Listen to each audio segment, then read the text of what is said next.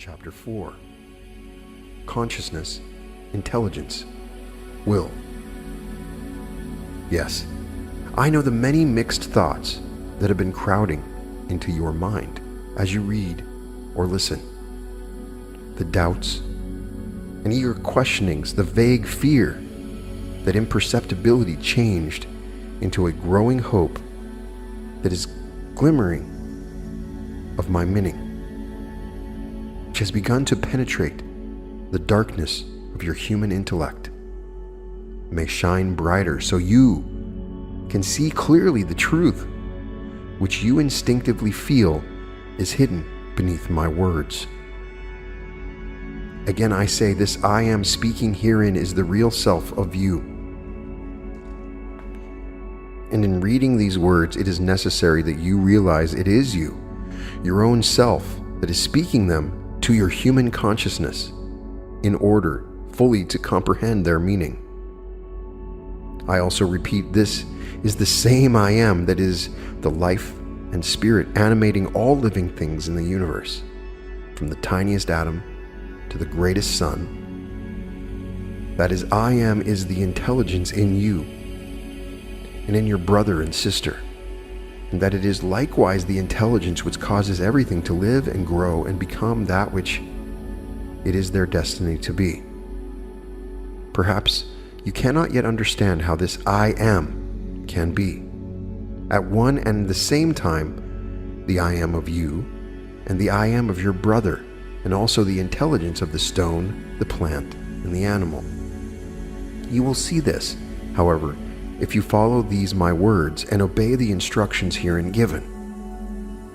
For I will soon bring to your consciousness a light that will illumine the deepest recesses of your mind and drive away all the clouds of human misconceptions, ideas, and opinions that now darken your intellect. If you listen on and strive earnestly to comprehend my meaning, so listen carefully. I am you, the real self of you. All that you really are, that which you think you are not. That is only an illusion, a shadow of the real you, which is I, your immortal, divine self. I am that point of consciousness focalized in your human mind, which calls itself I. I am that I, but that which you call your consciousness is in reality my consciousness, thinned down to suit the capacity of your human mind. It is still my consciousness, and when you can drive from your mind all its human misconceptions, ideas, and opinions, and can cleanse and empty it utterly, so that my consciousness can have a chance to express freely, then you will recognize me, and you will know that you are nothing being only a focal center of my consciousness, an avenue of medium through which I can express my meaning in matter. Perhaps you cannot see this yet, and of course cannot believe it until I fully prepare your mind by convincing your intellect of its truth. You have been told that each cell of your body has a consciousness and an intelligence of its own, that were it not for this consciousness, it could not do the work it so intelligently does. Each cell is surrounded by millions of other cells, each intelligently doing its own work, and each evidently controlled by the united consciousness of all these cells, forming a group intelligence which directs and controls this work. This group intelligence apparently being the intelligence of the organ which the cells comprising it form. Likewise, there are other group intelligences in other organs, each containing other millions of cells, and all these organs make up your physical body. Now, you know you are the intelligence that directs the work of the organs of your body.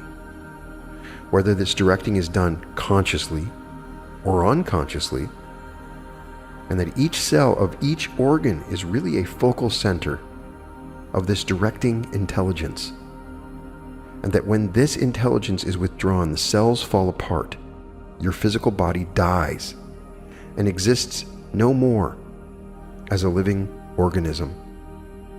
Who is this? You, who directs and controls the activities of your organs, and consequently of each cell composing them.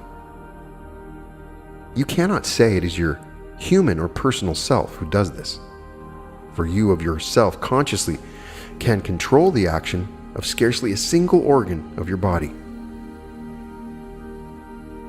It must then be this impersonal I am of you, which is you, and yet is not you. Listen, you, the I am of you, are to me what the cell consciousness of your body is to your I am consciousness. You are a cell, as it were, of my body, and your consciousness, as one of my cells, is to me what the consciousness of one of the cells of your body is to you. Therefore, it must be that the consciousness of the cell of your body is my consciousness, even as your consciousness is my consciousness, and therefore we must be one in consciousness, the cell, you and I. You cannot know consciously direct or control a single cell of your body, but when you can at will enter into the consciousness of the I am of you and know its identity with me, then you can control not only every cell of your body, but that of any other body you might wish to control. What happens when your consciousness no longer controls the cells of your body?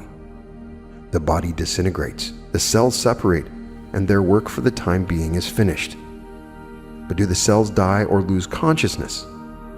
No, they simply sleep or rest for a period, and after a while unite with other cells and form new combinations, and sooner or later appear in other manifestations of life, perhaps mineral, perhaps vegetable, perhaps animal, showing that they still retain their original consciousness and but await the action of my will to join together in a new organism to do the work of the new consciousness through which I desire to manifest.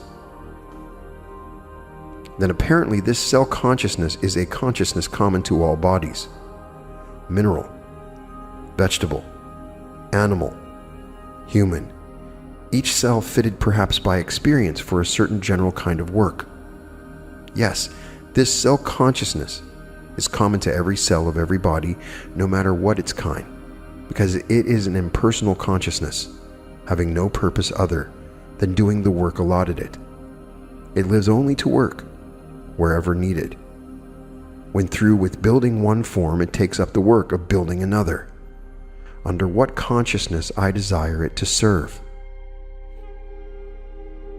Thus it is likewise with you. You, as one of the cells of my body, have a consciousness that is my consciousness, an intelligence that is my intelligence, even a will that is my will. You have none of these for yourself or of yourself. They are all mine and for my use only.